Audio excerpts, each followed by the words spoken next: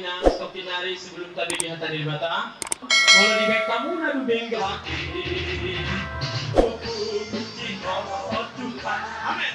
Dibatasi roh halia.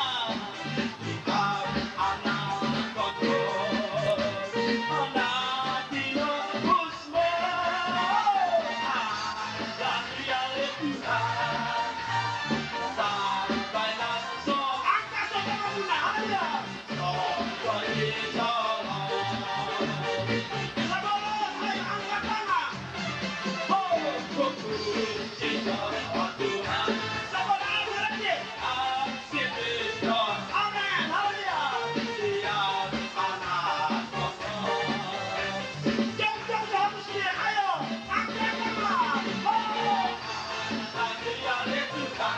Dia sampai langsung hidup. Beri jalan. Oh, masuk Allah dia Tuhan. Allah dia Tuhan. Dia sampai langsung nanti jalan. Beri jalan. Masuk dia sana. Oh, masuk. Ayo sambil raya. Oh, masuk lagi. Oh, masuk nah. Kita lihat saja. Oh, haleluya, amin. Silakan dulu. Maka melayani senang seterusnya serahkan kepada Bapak Murid Adi Surbakti.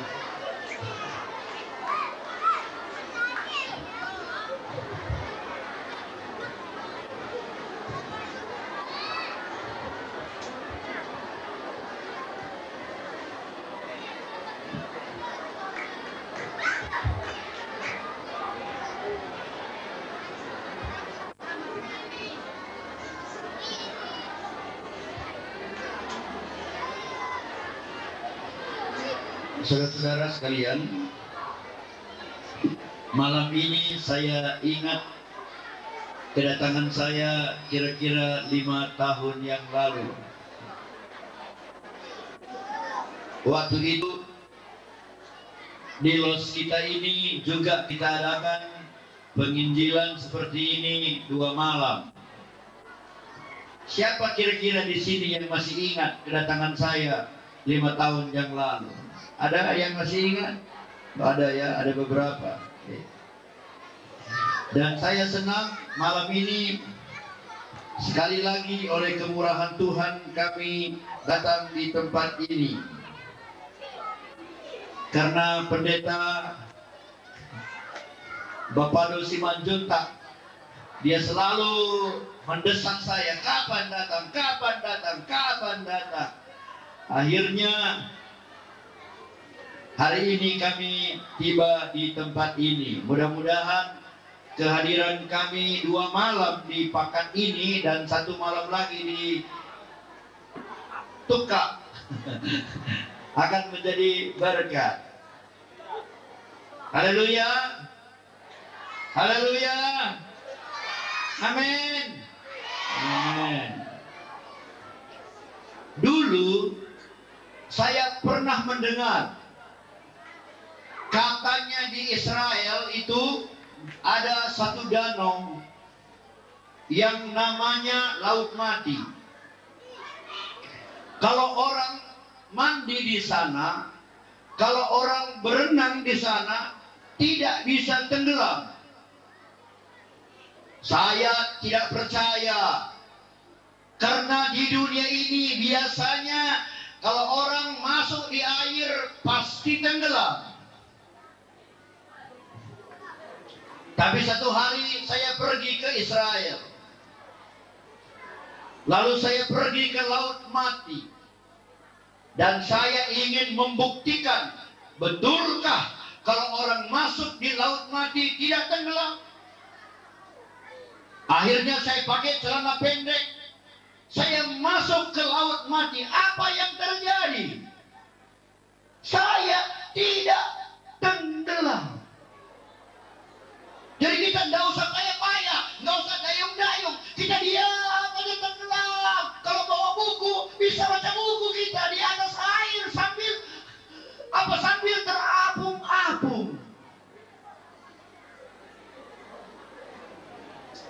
Lalu saya berpikir, kok bisa? Sayang ibu bapak ya, saya pengen kali berbahasa Batak supaya ibu bapak bisa mengerti dengan jelas. Sayang, gara-gara opung-opung kita dulu di waktu di Babil, menara Babil, membuat kita saling tidak mengerti. Lalu saya berpikir, kok bisa seperti itu saya ada di laut mati tapi tidak tenggelam? Ternyata itu karena kadar garam di laut mati itu sangat kuat. Airnya sangat asin. Itu yang membuat kalau orang masuk ke dalam tidak tenggelam. Lalu saya berpikir soal rohani. Karena saya ke sana sebagai pembimbing rohani, pemimpin rohani, saya berpikir bahwa sering sekali dalam hidup kita karena percobaan, karena kesusahan, karena gelombang yang ada di tengah-tengah kehidupan, sering sekali iman kita tenggelam. Tapi dengar ibu bapak, kalau kadar garam rohani, itulah firman Tuhan ini kuat dalam hidupmu. Kalau dalam hidupmu firman Tuhan ini selalu berkuasa, selalu berbicara, maka kalaupun dalam hidup ini kita mengalami percobaan, badai dan lain sebagainya, iman kita tidak akan tenggelam. Amin. Amin. Itulah sebabnya maka kita perlu selalu mendengar firman Tuhan. Malam ini saya ingin membaca satu ayat yang biasa.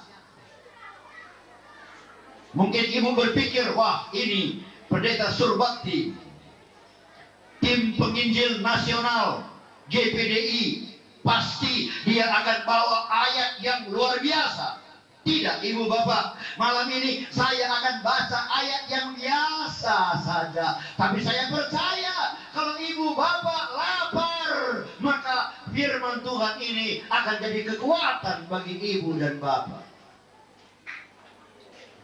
Mana lebih enak, makan sama ayam waktu tidak lapar, atau makan sama ikan asin waktu lapar? Mana lebih enak?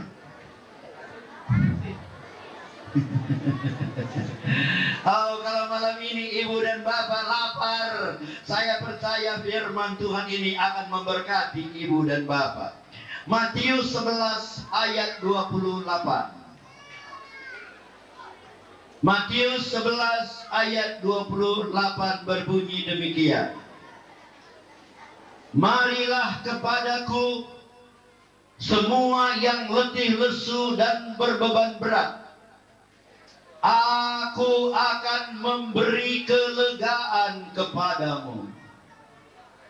Ayat ini berkata, Yesus berkata pada kita semua, marilah datang kepada Yesus, semua yang capek, yang letih lesu, yang susah, yang berbeban berat. Karena kalau engkau datang kepada Yesus, Dia akan memberikan perhentian, akan memberikan kelegaan, akan memberikan damai sejahtera kepadamu kalau engkau datang kepada Yesus. Ayat ini sepertinya berbicara kepada orang yang susah. Ayat ini berbicara pada orang yang letih lesu dan berbeban berat. Tetapi kalau kita memikirkan secara mendalam, sebenarnya ayat ini berbicara kepada semua manusia. Kenapa? Karena sebenarnya dalam dunia ini semua manusia mempunyai beban berat. Semua manusia mempunyai kesusahan. Semua manusia mempunyai problem, masalah di dalam hidupnya. Siapapun dia, siapapun dia, ada keberatan, ada masalah dalam hidupnya. Saya orang Karo. Jadi saya kadang-kadang hanya bisa meminjam istilah bahasa Karo. Ada pepatah bahasa Karo bilang begini, sesura-sura turah sinanggel. Artinya, sampai cita-cita kita jadi kesusahan. Sampai cita-cita kita jadi kesusahan. Kalau hati kita susah karena nggak tercapai cita-cita kita, biasa ya kan? Biasa. Maunya salahku banyak buahnya, nggak ada buahnya, susah. Biasa. Maunya salahku mahal harganya, murah, jadi susah. Biasa. Tapi kata pepatah orang Karo, maunya banyak buah salahku, banyak buah salahnya, susah juga. Maunya mahal buah salahku, mahal, susah juga. Jadi tidak ada, ibu bapak dengar, tidak ada satu tempat di dunia ini di mana kita bisa bebas dari kesusahan, kecuali di kuburan. Kalau belum pindah ke kuburan, dalam hidup ini penuh dengan kesusahan. Boy au manukun yang, boy au manukunan. Kalau banyak, kalau nggak ada uang ibu bapak, susah apa tidak? Susah. Kalau banyak uang ibu bapak, susah apa tidak? Susah. Kalau nggak ada rumah ibu bapak, susah apa tidak? Susah. Kalau rumahnya besar, susah apa tidak? Susah. Kalau nggak punya ladang, susah apa enggak? Susah. Kalau ladangnya 700 hektar, susah apa enggak? Susah juga. Kalau nggak punya anak, susah apa tidak? Susah. Kalau anaknya 13, susah apa tidak?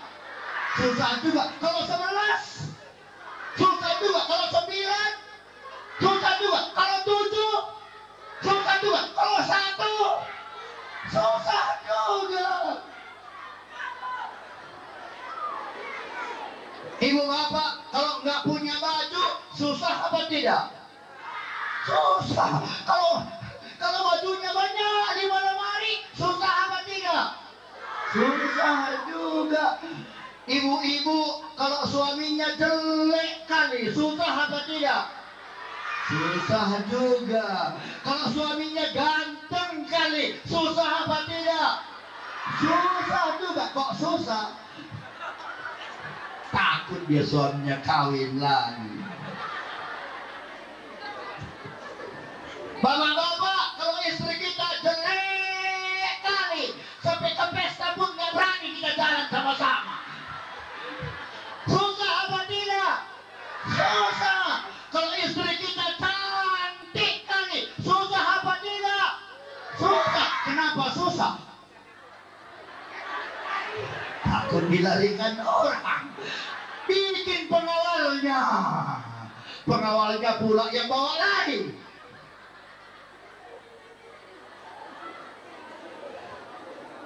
Dengar ibu bapak, di dunia ini tidak ada tempat yang tidak susah.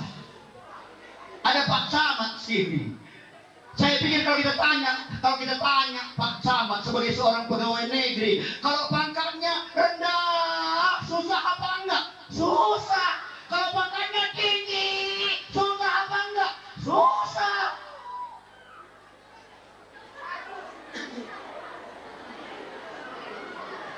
Itulah sebabnya di tengah-tengah kesusahan manusia yang bagaimanapun keadaannya susah, Yesus berkata, marilah datang kepadaku, hai kamu yang susah, hai kamu yang berbeban berat, hai kamu yang letih lesu, ini sanggup memberikan damai sejahtera. Apa sebatas damai sejahtera? Hadameon, lasmi roha, boido au. Memberikan apa? Mangaleon, damai. Itu yang dikatakan Yesus. Dengar, ibu bapak. Dengar. Peggy, dengar. Sebelum ibu bapak mendengar panggilan Yesus, sebelum ibu bapak, adik-adik, saudara-saudara semua datang pada Yesus, biarpun engkau memiliki semuanya, segalanya, hidupmu tidak akan merasa damai, tidak akan merasa puas, biarpun engkau memiliki semuanya. Mungkin uangmu banyak, mungkin anakmu 36, semuanya sarjana. Mungkin engkau titelmu 2 meter, profesor, doktor, karburator, bocor, SD, SB, DLA, CL. Mungkin engkau punya segala-galanya. Dengar, kalau engkau belum datang pada Yesus, kalau engkau belum mendengar panggilan Yesus, hidupmu tidak akan menikmati kebahagiaan. Engkau akan selalu merasa hidupmu kosong. Engkau akan selalu merasa tidak ada artinya hidup. Karena tanpa Yesus, hidup kita tidak ada artinya.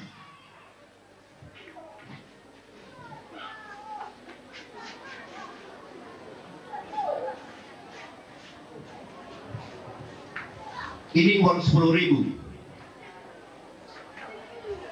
4 nolnya.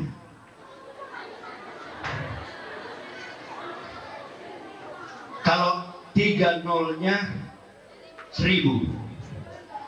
Kalau 5 nolnya 100.000. Kalau 6 nolnya 1 juta. Kalau 9 nolnya 1 miliar. Kalau 12 nolnya 1 triliun. Kalau 37 nolnya nggak tahu lagi aku namanya. Dengar, ibu bapak dengar. Kalau ibu bapak punya uang di bank 200 nolnya, jangan tanggung-tanggung. Kalau ibu bapak punya uang di bank 200 nolnya, tapi tidak ada nomor satunya,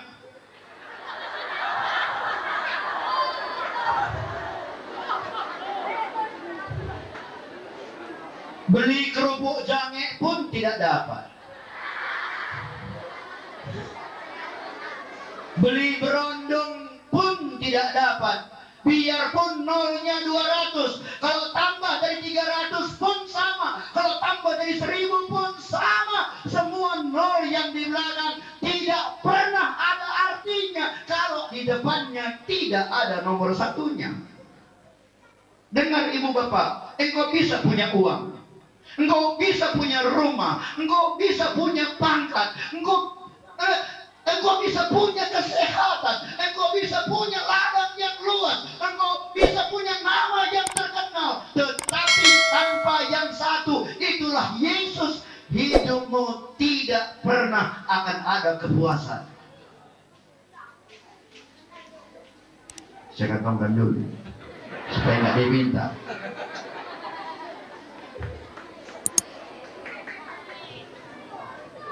Ibu-ibu pernah, ya pasti pernah, namanya ibu-ibu. Ibu-ibu, waktu anak ibu dulu umur 2 bulan, udah bisa nyanyi?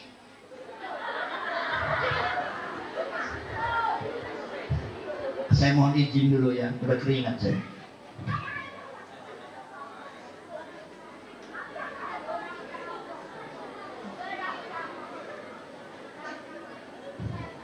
Umur 2 bulan sudah bisa nyanyi? Belum. Udah bisa jalan? Belum. Udah kenal mana tulangnya, mana amang borunya? Udah kenal? Belum. Karena umurnya baru 2 bulan. Satu hari waktu si mama sedang sibuk di dapur, lalu dia dikasih sama apa, kalau bibi Nangguru. Dikasih sama Nanggurunya. Gendong dulu oleh si Nangguru, digendong. Tidak berapa lama si anak ini mulai nangis. Ngeor, ngeor, ngeor, ngeor. Bukan gitu anak-anak nangis ya. Ngeor, ngeor, ngeor, ngeor. Jangan nangis. Jangan nangis. Ngeor, ngeor, ngeor, ngeor. Dia kasih lagi sama Nangguru yang lain. Masih ngeor, ngeor. Kasih dia lagi sama natulangnya. Ngeor, ngeor. Opong dikasih lagi sama opongnya. Ngeor, ngeor. Bagaimanapun dikasih, tetap nangis. Lalu si Nangguru bilang, Mama Butik, nangis anakmu. Waktu Mama Butik datang, baru dia gendong, belum dikasih minum, baru digendongnya, anak itu langsung diam. Kok bisa? Apa waktu anak itu sampai di tangan mamanya, apa anak itu lihat, oh kau mamaku ya, katanya. Tidak, dia belum tahu itu mamanya. Tapi waktu digendong oleh mamanya, anak itu langsung diam. Karena kalau dia ada dalam tangan yang melahirkan dia, ada ketenangan dalam hidupnya. Ibu bapak dengar, itu makanya manusia kemana-mana pun selalu mencari Tuhan.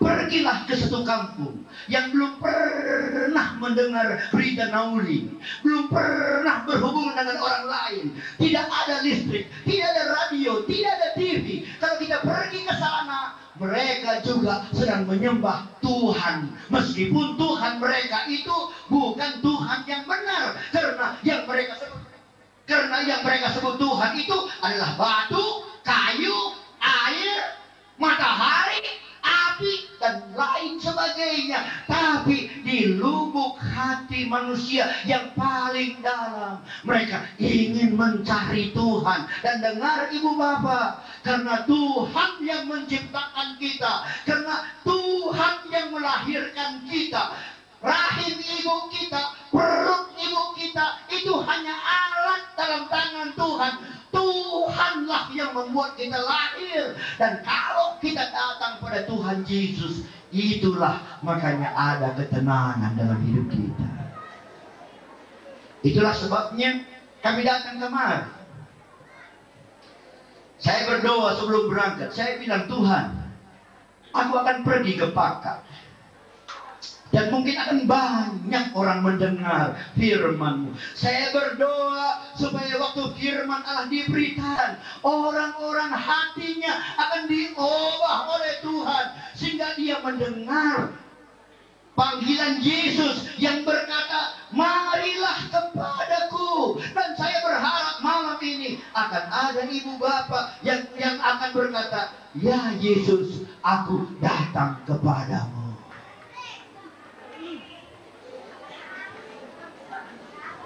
Ibu bapak, dengar,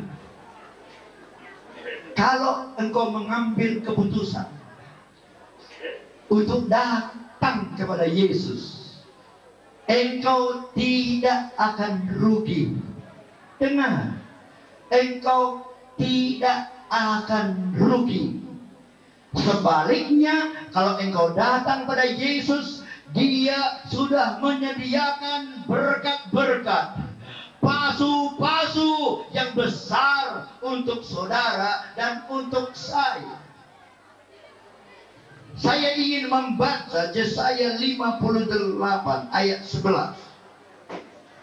Saya ingin melalui ayat ini kita merenungkan sejenak apa berkat-berkat yang disediakan oleh Tuhan kalau kita mau datang kepada Dia.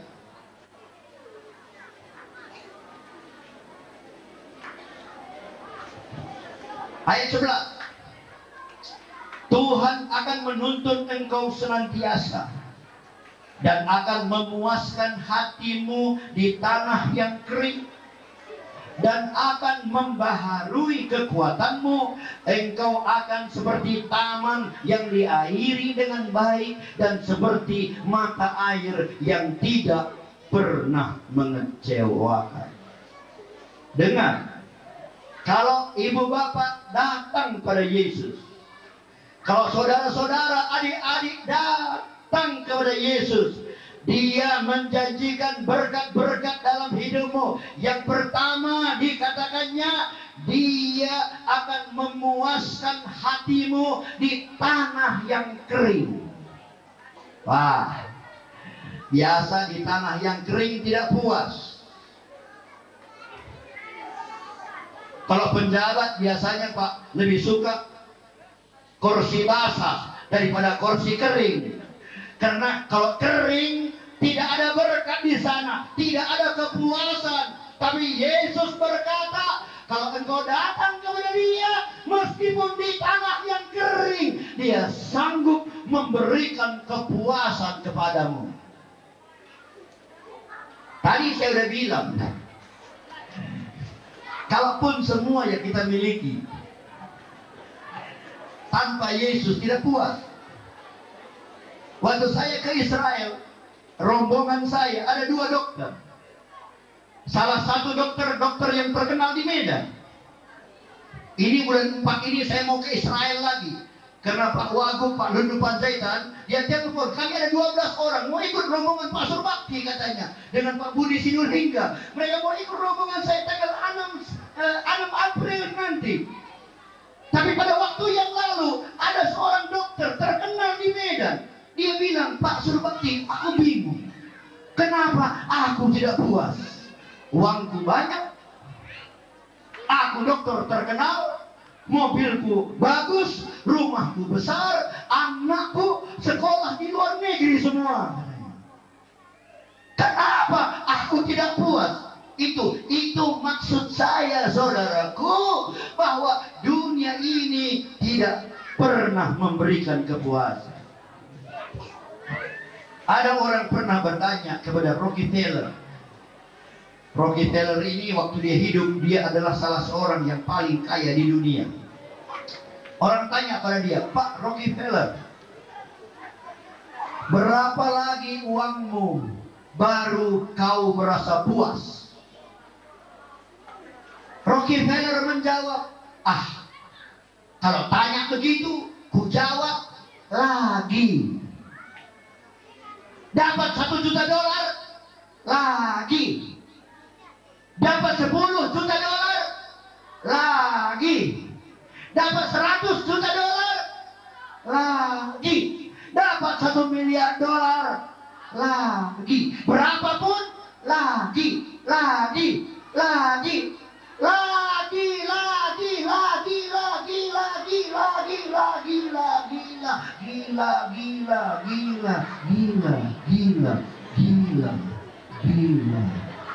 Gila. Bocor halus.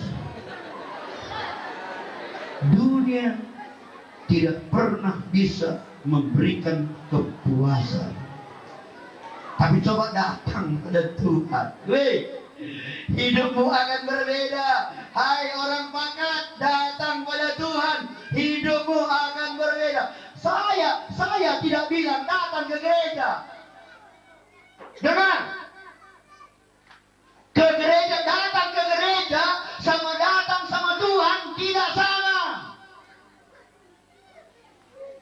Ada orang datang ke gereja mencuri.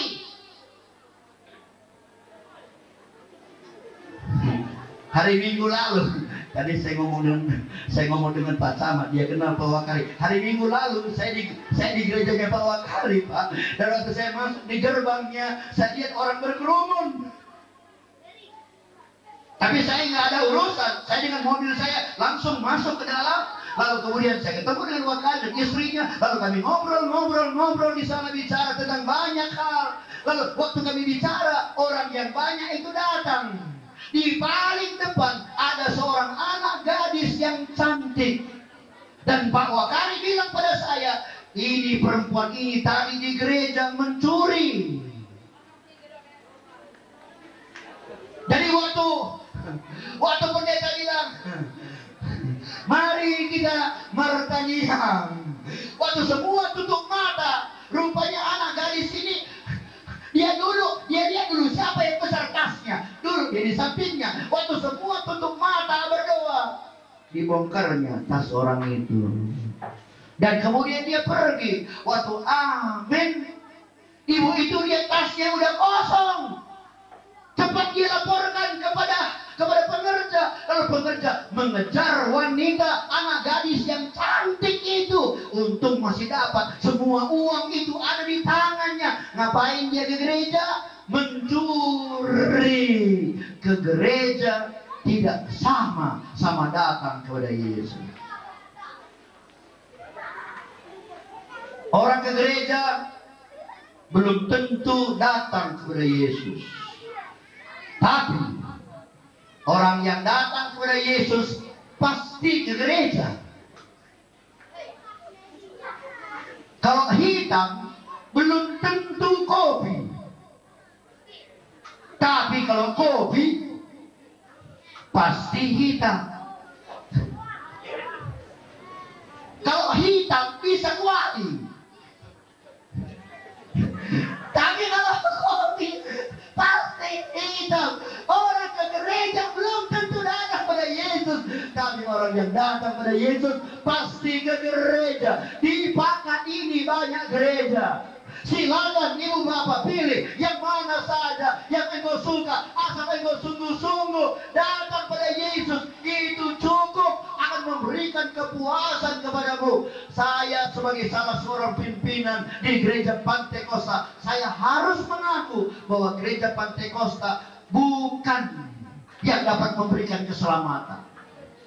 Gereja Pantekosta tidak memberi keselamatan. Gereja Pantekosta tidak memberi damai sejahtera. Yang memberikan keselamatan, yang memberikan damai sejahtera adalah Yesus.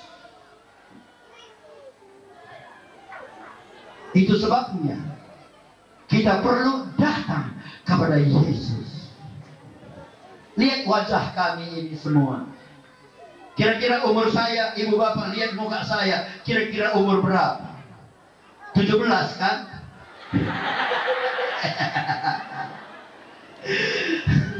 Pernah saya kebaktian di hotel Danau Toba Medan. Ada ibu-ibu tanya, Pak Pendeta sudah kawin katanya. Rupanya dia lihat muka saya seperti 17. Saya bilang, anak saya pun sudah kawin. Katanya. Kenapa? Karena bagi orang yang dekat dengan Tuhan ada kepuasan, itu janji Tuhan. Yang kedua, yang dijanjikannya, aku akan membaharui kekuatanmu. Kuat itu kan sama dengan sehat. Kalau orang tidak sehat, pasti dia tidak kuat. Tapi kalau ibu bapak datang pada Yesus, Yesus janji membaharui kekuatanmu, memberikan kesehatan, memberikan kesembuhan. Ada di sini yang hari ini datang kemari, datang dalam keadaan sakit. Ada di sini orang-orang yang sudah bertahun-tahun sakit, sudah pergi ke dukun, sudah pergi ke dokter, kemana-mana, tidak sembuh-sembuh. Malam ini saya beritahu ibu bapak, kalau engkau mau dengar panggilan Yesus, engkau datang, Yesus, aku mau datang padamu, maka malam ini Yesus akan menyembuhkan engkau. Satu hari ada seorang ibu muda datang ke rumah saya. Lalu dia duduk di kursi tamu di rumah saya. Waktu saya keluar dari kamar, saya tanya dia, ada apa bu? Ibu ini mulai nangis. Kenapa? Saya bilang, tengoklah anakku ini. Udah ku tengok. Kenapa rupanya anak ibu? Tambah lama tambah kecil, katanya. Lucu ya, biasanya anak kita tambah lama tambah besar ya. Anaknya tambah lama tambah kecil. Saya tanya, sudah dibawa ke puskesmas? Sudah. Apa kata puskesmas? Marah dia sama aku. Nggak kau urus anakku ini, katanya. Padahal ku urusnya anakku ini. Ku kasih dia minum, ku kasih dia susu, ku kasih air tajin, air beras itu ya. Ku kasih dia air beras. Kalau ada uangku, ku beli vitamin. Tapi tetap tambah kurus. Apa orang kampung bilang? Saya bilang, orang kampung bilang sudah kena palasik. Apa? Di sini sama ya, palasik. Sudah kena palasik anak ibu itu, kata orang. Itu maka tambah hari tambah kecil. Lalu saya tanya, apa kata suamimu? Dia tanya,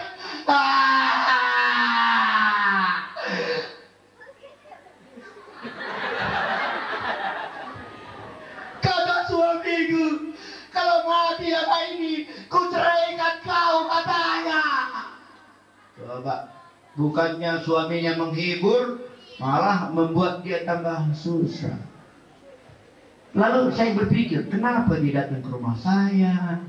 Menulis resep saya tidak pandai. Menyuntik juga aku belum pernah belajar. Jadi kenapa dia datang? Pasti yang menyebabkan dia datang karena dia percaya saya sebagai hamba Tuhan bisa bersama-sama dengan dia datang kepada Yesus. Itu bulan 9 itu, bulan 9. Lalu saya mulai berdoa. Saya tumpangkan tangan saya atas anak itu dan saya berkata, dalam nama Tuhan Yesus, hai roh-roh iblis, roh pencabut nyawa, aku tidak izinkan kamu mengambil nyawa anak ini. Dalam nama Tuhan Yesus, lepaskan dia. Dalam nama Tuhan Yesus, sembuh. Dan saya suruh dia pulang. Bulan 1, 3 bulan kemudian, tahun baru, ibu ini datang lagi ke rumah saya dengan anaknya itu. Tahun baru di rumah saya banyak roti. Jadi di meja itu banyak roti. Dan waktu anak ini dia lihat banyak roti, dia mulai goyang-goyang badannya, minta turun. Dan waktu mamanya kasih turun, dia mulai ambil roti, makan sedikit, buang, ambil lagi sedikit. Ambil lagi, makan sedikit, buang, ambil lagi, makan sedikit, buang. Sampai rumah saya kotor semua dibikin anak itu. Dia lari ke sana, lari kemari. Mau ku marah, itu bekas doaku pula. Hasil doa. Tapi apa yang saya maksudkan? Siapa yang menyembuhkan dia?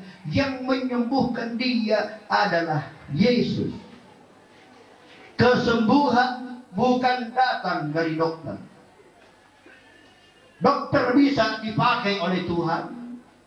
Tapi yang menyembuhkan bukan dokter. Yang menyembuhkan adalah Tuhan. Saya ada pariban saya satu. Dokter dia di Siantar. Terkenal. Satu hari anaknya SMP naik sepeda. Lalu waktu jatuh, anaknya ini kepalanya kebentur di semen. Lalu waktu dibawa ke rumah sakit, diperiksa, rupanya waktu kepalanya terantuk, pembuluh darahnya bocor. Tapi darahnya nggak keluar. Jadi semuanya mengalir ke otaknya. Cepat-cepat anak ini dibawa ke Medan, langsung dioperasi. Semua darah yang di otak itu diisap. Dan dokter yang mengoperasinya bilang, itu guru dari dokter yang pariban saya itu, dia bilang sudah aman, tidak apa-apa, 2 hari lagi sudah bisa pulang. Tapi tengah malam, Anak laki-laki yang SMP itu, tekanan darahnya mulai turun, dan tengah malam anaknya itu mati. Waktu mayat anaknya itu dibawa oleh pariban saya itu, dokter itu ke rumahnya di Siantar. Waktu sampai di rumahnya, disambut oleh istrinya.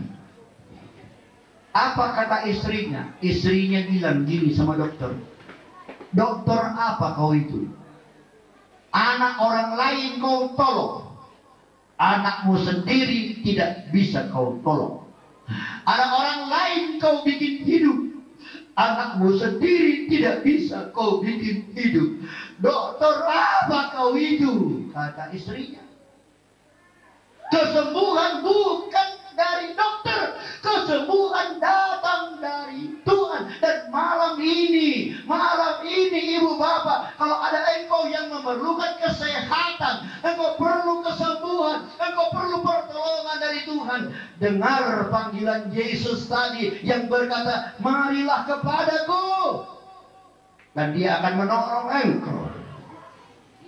Yang ketiga, ini janji Tuhan. Kalau kita mau datang pada Dia, engkau akan seperti taman yang diairi dengan baik, seperti mata air yang tidak pernah mengecewakan.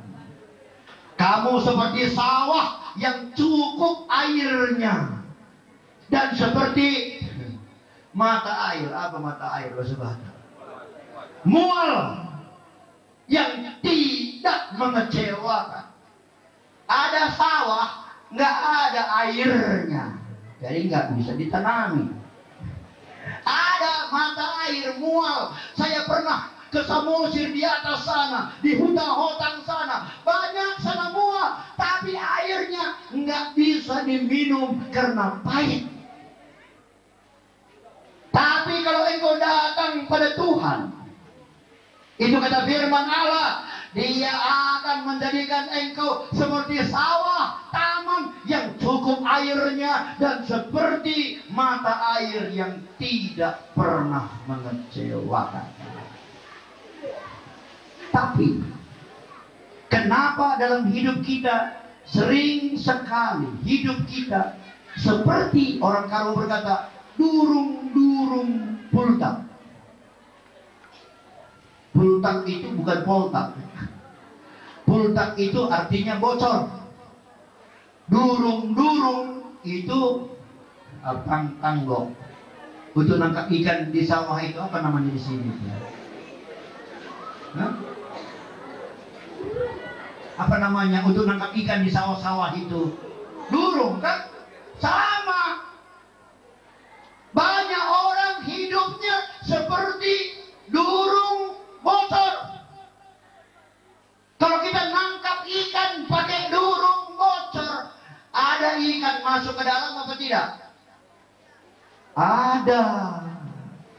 Tapi asal diangkat, bocor, lepas. Ada ikannya. Ada ikannya ini. Tapi asal angkat, lepas. Ada lagi ikannya. Tangkap, nampak ini masuk ke dalam, tapi diangkat, lepas. Banyak orang hidupnya seperti durung-durung bocor. Apa bahasa Batak bocor?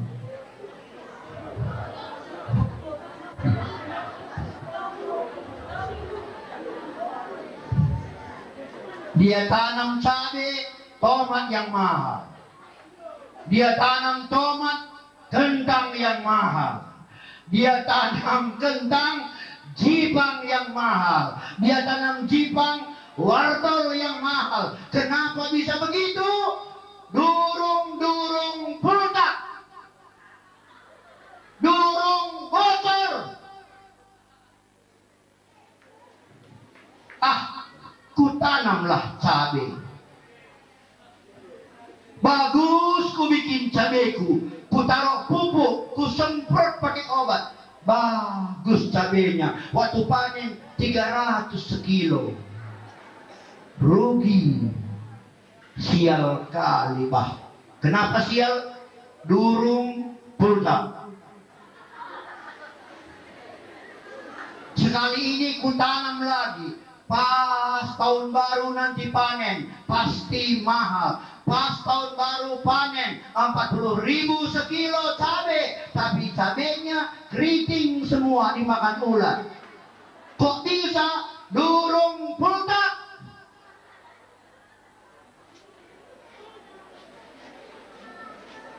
Sekali ini ku tanam pas tahun baru, hari Natal panen, ku taruh pupuk, ku taruh obat supaya bagus buahnya. Betul, sampai panen 40.000 1 kilo, tiap minggu 1 ton, 1 ton, 1 ton. Sebentar saja, 1 bulan saja udah ada uangnya 150 juta. Weh, hebat, senang aku pikirnya. Satu hari anaknya bilang, "Pak, aku sakit kepala." Dibawa ke dokter, dokter periksa, tumor otak. Mesti bawa ke Singapura. Operasi di sana habis 200 juta. Pulang kampung, semua uang cabainya udah habis, masih ada lagi utangnya 50 juta. Kenapa bisa begitu? Durung pultak. Tapi firman Allah katakan, dengar. Firman Allah katakan, kalau engkau datang pada Yesus, kalau malam ini engkau serahkan hidupmu pada Yesus, kalau malam ini engkau dengar panggilan Yesus, Dia akan menjadikan hidupmu seperti sawah yang cukup airnya, seperti mata air yang tidak pernah mengecewakan. Artinya sukses, berhasil.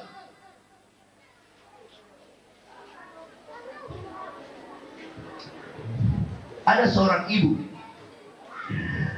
saya kenal baik dengan dia karena saya sejak kecil sudah berkawan baik sama dia. Dia lebih tua dari saya.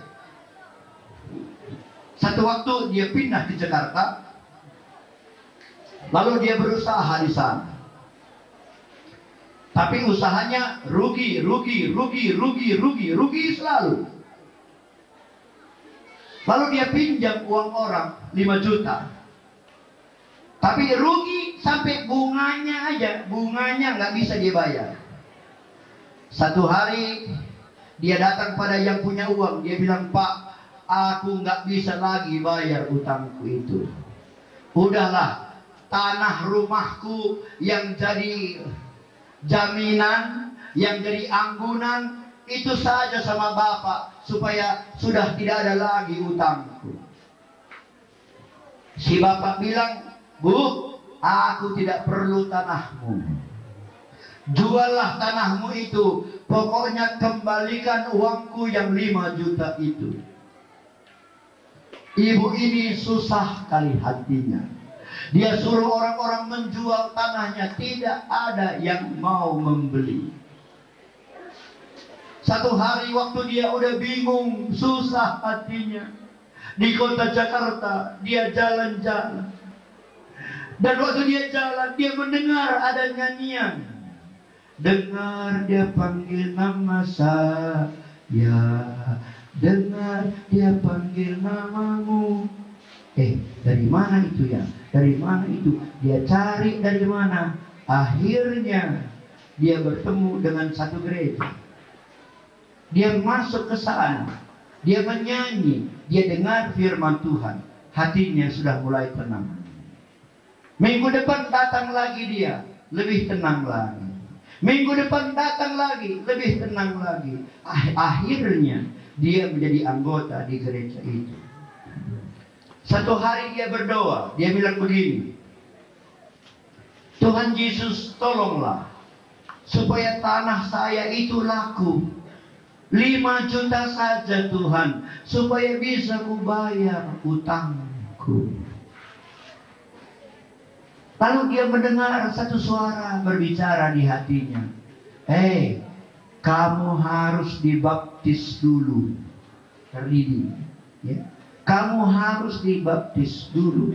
Ibu ini bilang, "Kalau dibaptis aku nggak mau lah." Tuhan bilang, Ya enggak lah katanya. Minggu depan berdoa lagi ibu ini, Tuhan tolonglah tanahku itu laku. Tuhan bilang terdiri jolo. Enggak mau. Ya enggak lah kata Tuhan. Minggu depan lagi, Tuhan tolonglah tanahku itu. Tuhan bilang terdiri, baptis dulu. Dia tidak mau. Dan Tuhan bilang tidak. Tuhan juga tidak tolong. Minggu depan tolong Tuhan, baptis dulu. Enggak mau. Enggak. Begitu terus. Tapi satu hari di rumahnya dia mulai berdoa. Dia bilang begini, Tuhan tolonglah supaya tanahku itu laku. Tuhan bilang, anakku, baptis dulu. Pada hari itu dia bilang, ya Tuhan, aku mau. Nanti aku akan datang sama pendeta dan akan tanya kapan ada baptisan. Kalau ada baptisan nanti aku akan dibaptis. Saya janji Tuhan. Selesai dia berdoa, ada orang ketok pintu. Kak, ijang loh. Kak, di rumah kakak. Lalu dia buka pintu. Ada apa dek? Ada apa dek? Kak, udah laku tanah kakak itu? Belum deh, ada yang beli. Iya kak, ku jualkan ya. Iya jualkan deh, ku kasih nanti kau komisi. Hari itu, waktu dia menyerahkan hatinya, hidupnya kepada Tuhan, tanahnya itu laku dibeli oleh orang. Pada hari waktu dia menyerahkan hidupnya kepada Tuhan. Ibu bapak tahu berapa tanahnya itu laku? Ada yang tahu di sini berapa laku tanahnya itu? Ada yang tahu, coba angkat tangan.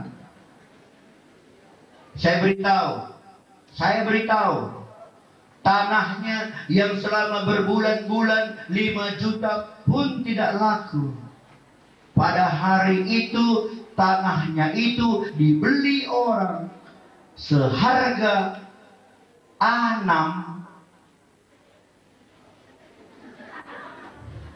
Dibeli orang seharga 68 juta. 68 juta. 68 juta. Yang 5 juta saja enggak laku. Waktu dia datang kepada Yesus menyerahkan hidupnya, Tuhan bikin laku 68 juta. Waktu dia menceritakan kepada saya, dia bilang, apa komentar Pak Pendeta? Saya bilang pada dia, Kak, tanah kakak 5 juta, harga 5 juta, Tuhan bisa bikin laku 68 juta. Betul kan? Iya. Kalau tanah kakak harga 3 juta, bisa nggak Tuhan bikin laku 68? Bisa Pendeta. Kalau harga tanah kakak 1 juta, bisa apa tidak Tuhan bikin laku 68 juta? Bisa Pak Pendeta. Berarti Tuhan tidak tergantung pada berapa harga tanah kakak. Tuhan tergantung pada hati kakak. Waktu hati kakak menyerah, datang pada Tuhan, Tuhan memberkati kakak, memberikan kesuksesan kepada kakak. Betul Pendeta, betul Pendeta. Malam ini pun Ibu Bapak, ini malam yang pertama. Kita ada 2 malam di sini. Jadi saya mau mengakhiri khotbah saya ini karena saya dari siang terus setir mobil sudah agak capek sedikit. Tetapi Ibu Bapak dengar ini, jangan lewatkan malam ini. Kalau malam ini engkau datang pada Yesus, Dia akan memberikan kepuasan dalam hidupmu. Dia akan memberikan kesehatan, kesembuhan dalam hidupmu. Dan Dia akan menjadikan engkau berhasil dalam segala apapun yang engkau kerjakan.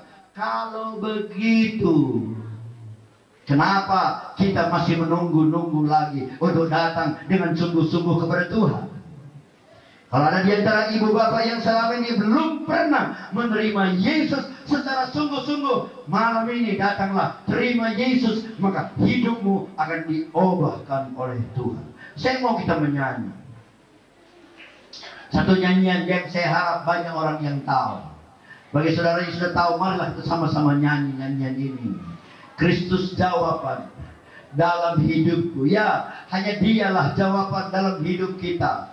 Dalam persoalanmu, kesusahanmu. Mungkin rumah tanggamu sedang kacau balau sekarang. Mungkin anak-anakmu sekarang jadi anak-anak yang nakal. Mungkin urusan ekonomimu morat-marit. Urusan kesehatanmu terganggu. Malam ini Yesus menjadi jawaban. Dia berkata, datanglah kepadaku, hai kamu yang susah, letih, lesu, berbeban berat, yang sakit, yang punya masalah, aku akan memberikan pertolongan kepadamu malam ini. Kristus jawaban, yes, dalam hidupku. Kristus jawaban, Kristus jawaban yang ku perlu, yang perlu. Kami pembaptis juru selamatku,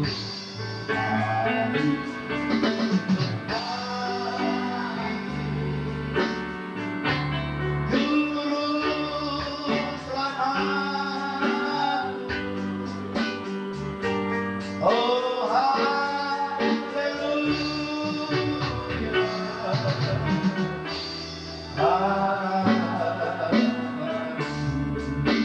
saudara. Sebelum malam ini nanti kita akan melihat film. Saya ingin menggunakan kesempatan ini untuk memberi kesempatan kepada ibu dan bapak. Adakah di antara engkau sesudah mendengar firman Tuhan, engkau berkata, akulah yang dimaksud oleh firman Tuhan itu. Dan malam ini aku mau datang pada Yesus, supaya hatiku dipuaskan, supaya aku disembuhkan, supaya aku jadi orang yang berhasil. Aku mau. Kalau malam ini ada di antara ibu bapak yang mau datang pada Yesus, ada di antara ibu bapak yang malam ini perlu pertolongan dari Tuhan, saya ingin menggunakan kesempatan beberapa menit untuk berdoa bagi ibu dan bapak sampai kita nyanyikan nyanyian ini. Siapa yang mau datang pada Yesus untuk menerima berkat dan pertolongannya, tinggalkan tempat dudukmu dan engkau boleh berdiri di depan ini, dan kami akan berdoa supaya waktu engkau pulang nanti akan ada sesuatu yang terjadi dalam hidupmu. Engkau diperbaharui, ada kepuasan, ada damai sejahtera, ada kesembuhan, ada kesuksesan yang menyertai. Kristus jawaban. Mari, ada yang mau datang pada Yesus malam ini? Ayo, mari segera. Kita mau menggunakan kesempatan ini. Ya, berdiri saja, berdiri ya. Yes. Ya. Ayo, ada lagi. Yang perlu kami pembaptis juru selamatku.